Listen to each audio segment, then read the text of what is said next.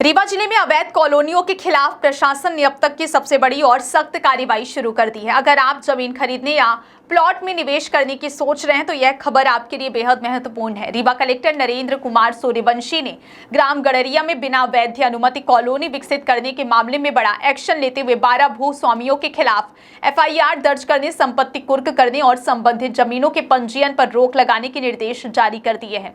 इसके साथ ही प्रशासन ने साफ संदेश दिया है कि जिले में अब अवैध कॉलोनियों को किसी भी कीमत पर बर्दाश्त नहीं किया जाएगा। दरअसल प्रशासन को लंबे समय से शिकायतें मिल रही थी कि ग्राम गड़रिया में कृषि भूमि को नियमों की अनदेखी करते हुए छोटे छोटे प्लॉट में काटकर बेचा जा रहा है।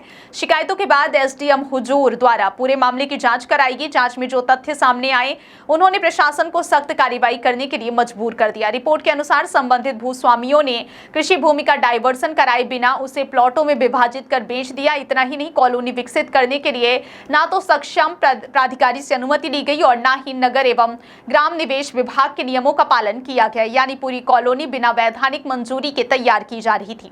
जांच में यह भी सामने आया कि कॉलोनी के अंदर कच्ची सड़कें तो बना दी गई, लेकिन पेयजल, ड्रेनेज, सीवरेज, बिजली, पार्क और अन्य आवश्यक नागरिक सुविधाओं की कोई व्यवस्था नहीं की गई। प्रशासन का कहना है कि इस तरह की अवैध कॉलोनियों से न केवल आम लोगों के साथ धोखाधड़ी होती है, बल्कि शासन को राजस्व और विभिन्न विकास शुल्कों का भी बड़ा नुकसान उठाना पड़ता है।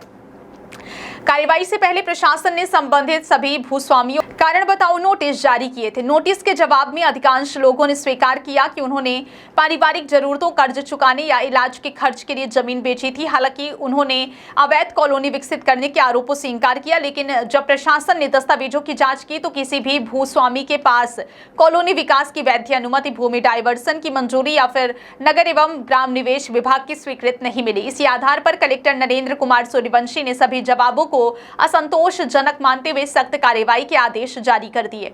अब आपको बताते हैं कि प्रशासन ने क्या क्या निर्देश दिए हैं। सबसे पहले SDM हुजूर को सभी संबंधित भूस्वामियों और अन्य जिम्मेदार लोगों के खिलाफ थाने में FIR दर्ज कराने के निर्देश दिए गए हैं। इसके अलावा दोषी भूस्वामियों की अन्य भूमि या बची हुई जमीन कुर्क करने की प्रक्रिया शुरू की जाएगी। संबंधित खसरों में अवैध कॉलोनी की प्रविष्टि दर्ज की जाएगी ताकि भविष्य में कोई भी व्यक्ति इन जमीनों की खरीद फरोख्त करते समय सतर्क रहे। यही नहीं, इन जमीनों के नामांतरण और नए विक्रय पत्रों के पंजीयन पर भी रोक लगाने के निर्देश दिए गए हैं। बिजली वितरण कंपनी को आदेश दिया गया है कि इन कॉलोनियों में नए बिजली कनेक्शन जारी न किए जाएं। वहीं ग्राम पंचायत को भी निर्माण अनुमति जारी करने से रोक दिया गया है। इसके साथ ही शासन को हुई आर्थिक क्षति की वसूली भी संबंधित लोगों से की जाएगी। अब बात उन लोगों की जिन पर यह कार्रवाई की गई है। प्रशासन द्वारा जारी सूची में गिरिवरधारी दुबे, रामलली दुबे, गोमती प्रसाद दुबे, श्रीनिवास विश्वकर्मा, प्रेमवती विश्वकर्मा, अनीता विश्वकर्मा, संजू उर्फ अंजू विश्वकर्मा, चिड्डी विश्वकर्मा, धनवंती रजक, पूनम विश्वकर्मा, सुरेश कुमार उपाध्याय और देवेंद्र कुमार तिवारी के नाम शामिल है। प्रशासन के अनुसार देवेंद्र कुमार तिवारी ने नोटिस का कोई जवाब प्रस्तुत नहीं किया, इसलिए उनके खिलाफ एक पक्षीय कार्रवाई करते हुए आदेश जारी कर दिए गए। कलेक्टर नरेंद्र कुमार सूर्यवंशी ने स्पष्ट कहा है कि बिना वैध अनुमति कॉलोनी विकसित करना भू राजस्व संहिता, नगर एवं ग्राम निवेश अधिनियम तथा पंचायत एवं ग्राम स्वराज अधिनियम के तहत दंडनीय अपराध है।